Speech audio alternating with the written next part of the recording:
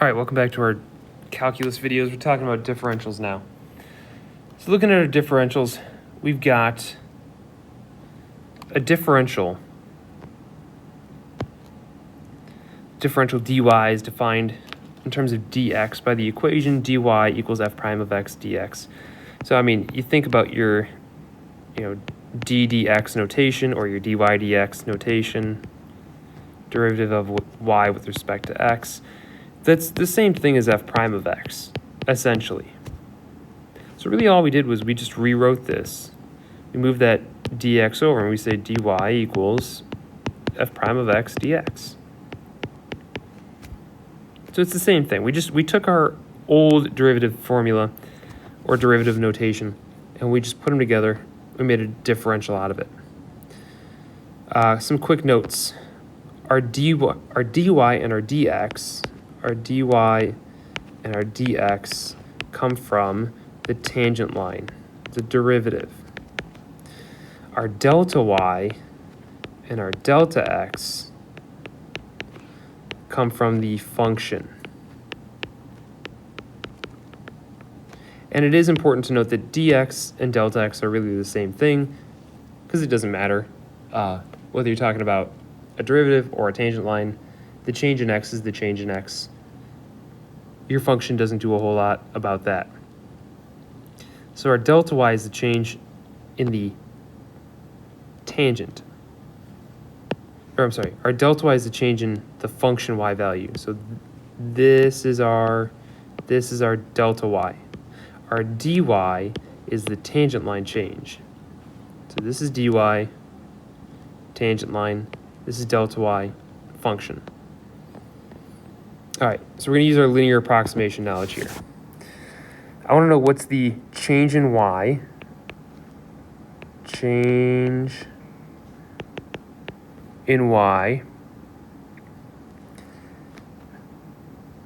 of the function, and dy is going to be the change in y of the derivative. So from 2 to 2.05, f of 2. If I plug in a 2 into my function, I'm going to get 9. If I plug in f of 2.05, I'm going to get 9.718. So my delta y, which is the change in y in the function, this tells me that my delta y is the difference here. And the difference between those two is 0.718. So this is your function. This is not the derivative yet. This is just your function. And the difference in the y values is 0.718. All right, let's talk derivative. For the derivative, your f prime in general is 3x squared plus 2x minus 2, using our power rule.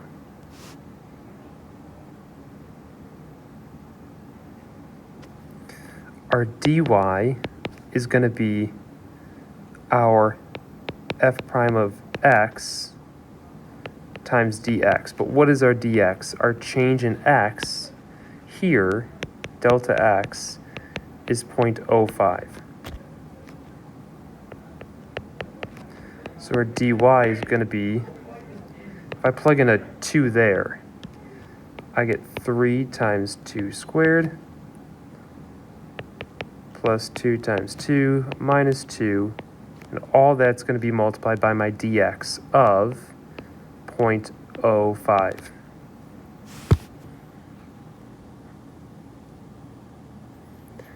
So your dy says take your derivative, plug in the x value, the 2, the original x value, multiply the value by the change in x. So here our dy is going to be 0.7.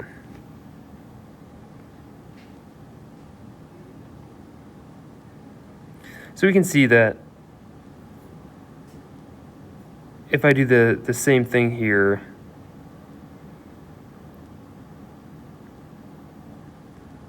with my delta y and my dy, the delta y the function changes a little bit more than the dy.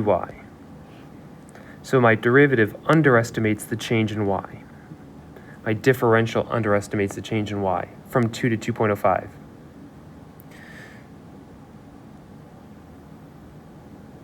Okay, but what if we check out 2.01? Well, let's try 2.01. F of 2 is still 9. F of 2.01 is 9.141. So I can find my delta y from here. It's a change in y, in this case 0.141.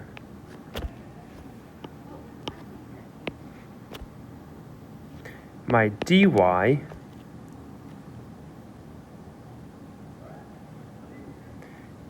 if my delta x is now 0.01, the only thing that changes with my dy, I still do my f prime of 2, but now when I multiply by delta x, or dx, it's going to be f prime of 2 times 0.01 now, because that's my new dx. So I'll plug it in, I'll try the same stuff. Dy is going to equal 3 times 2 squared plus 2 times 2 minus 2, and all of this stuff is going to get multiplied by 0.01 this time. I'm going to get 0.14. So now we can see that my dx, or sorry, my dy rather, my dy and my delta y are much closer together. I'm only off by about 1/1000th. Here I was off by almost 2/100ths.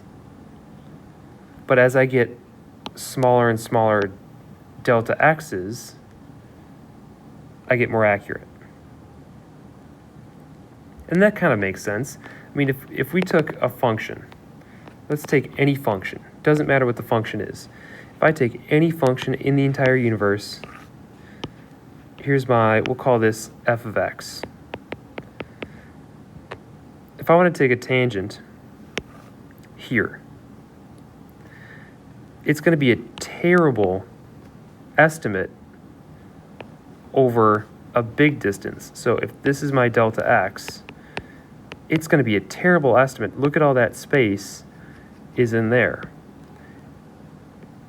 But as I take my delta x and I bring it closer, if I narrow my gap there, my delta x gets smaller, I've got less space, I've got less error between my function and my derivative. And as I get infinitely close, as my delta x gets infinitely small, this gap becomes almost 0. If I get right up in there and get an almost infinitely small delta x, there's almost no gap, no difference. So my delta y and my dy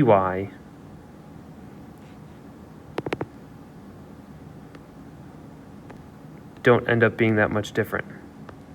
Okay, but how do I use this? Application time. The radius of a sphere is measured to be 21 centimeters. Possible error of measurement at most 0.05. What's the maximum error in using this value of the radius to compute the volume of the sphere? All right, volume of the sphere, 4/3 pi r cubed. So there's my v. Now I could find dv if I can take this derivative. dv, let's say dr, would be 4 pi r squared. There's my derivative.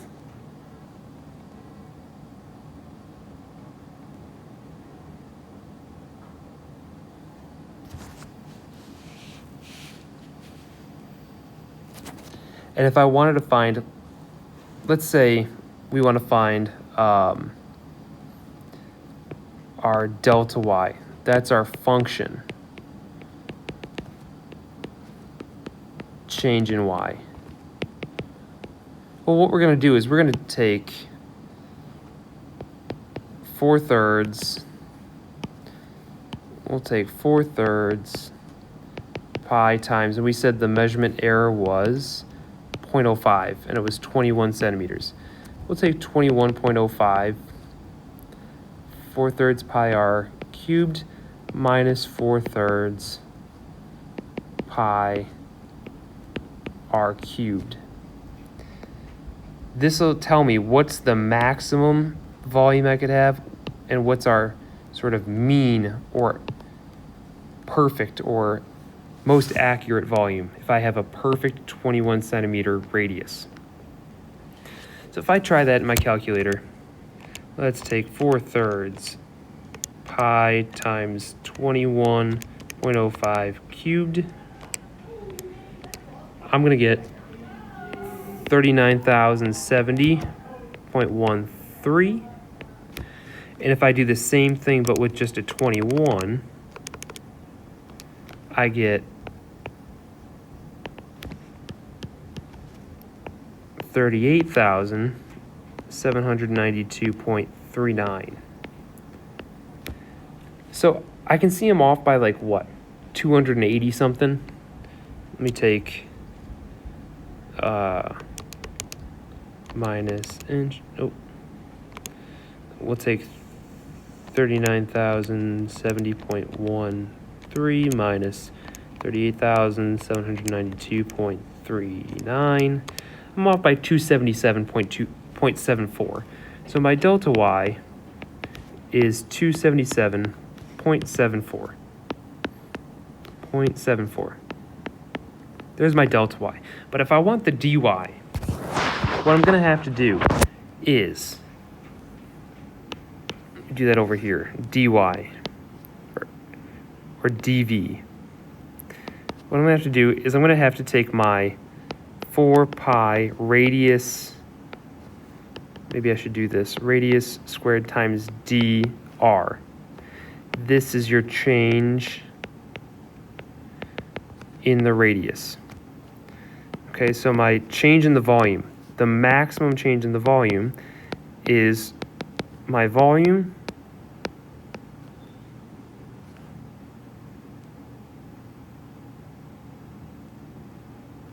and my maximum change in the radius we said was 0.05 centimeters.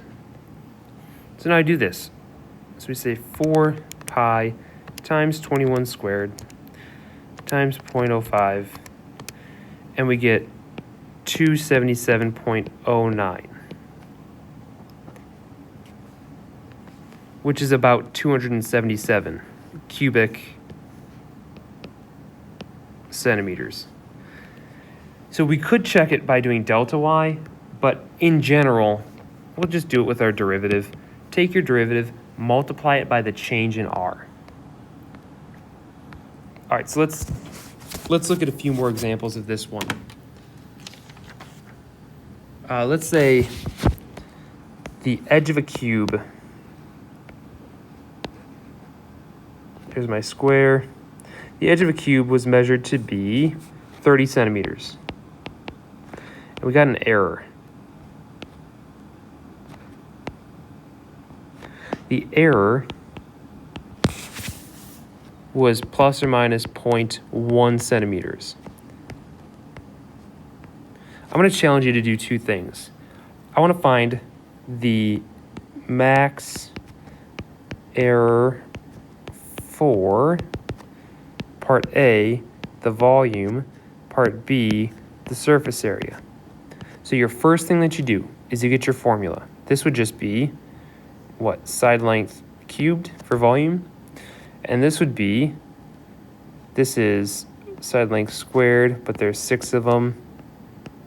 So this is 6s squared for surface area. So if I want dv, it's going to be 3 times the side length squared times the max change in the side length. The derivative of the surface area is going to be 12 s times the difference in the, I guess it would be the side length. Maybe we'll call it dx, just to make it a little bit more clear. So I'll call this x.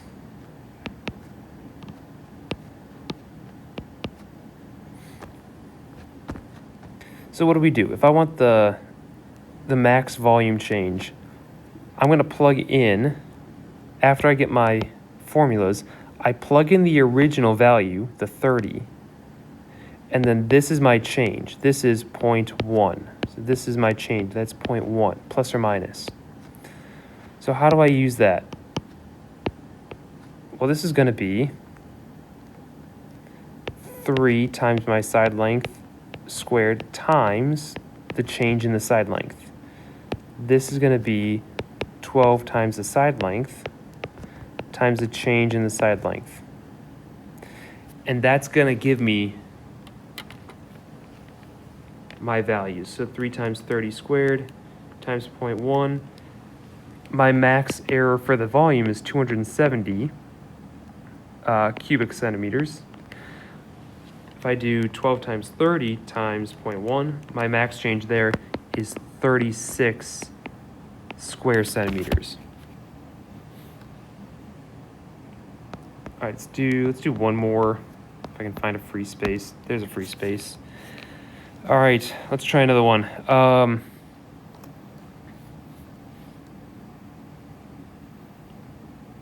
Let's say a radius of a disc is 24 centimeters. Here's your disc. That's not a disc, that's an oval. There's a disc. Radius is 24. Maximum error is 0.2. So max error, your max error, that's your dx, is 0.2. I want to find max area error for the error of the disk. So I'd encourage you to pause the video, try it, unpause, check your work. And the first thing you always need is you need an area formula. So area is pi r squared. The second thing you need to do is you need to take your derivative. So dA equals, this would be 2 pi r times dr. This is your error. So if I plug in my radius of 24, dA is going to be 2 pi times 24, which is my original radius, times my maximum error of 0.2.